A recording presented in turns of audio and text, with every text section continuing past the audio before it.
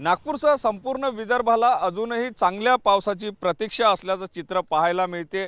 आज जर बघितलं तर आज असं ढगाळ वातावरण तयार झालेलं आहे आणि पावसाचा अंदाज जो आहे तो हवामान विभागाने व्यक्त केला असला तरी पाहिजे त्या प्रमाणामध्ये अजूनही पाऊस जो आहे तो विदर्भात आलेला नाही आणि त्यामुळे मोठ्या प्रमाणात शेतकऱ्यांमध्ये चिंता वाढलेली आहे। तर दुसरीकडे जर बघितलं तर उकाळा सुद्धा मोठ्या प्रमाणात वाढलेला आहे, कारण चांगला पाऊस झाला नाही, त्यामुळे जमीन शांत झाली नाही, त्यामुळे उकाळा जो आहे तो सतत वाढताना आपल्याला पाहायला मिळते।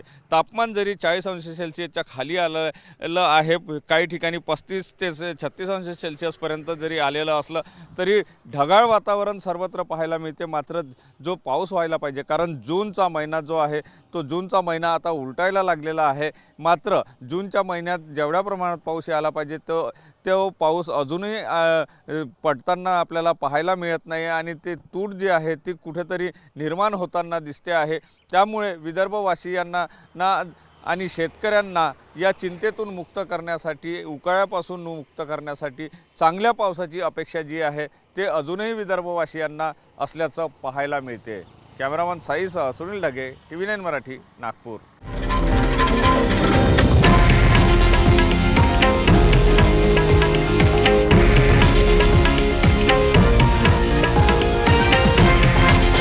हे आहे देशातील नंबर 1 न्यूज नेटवर्क आणि आपण पाहत आहात TV9 मराठी, एकमेव।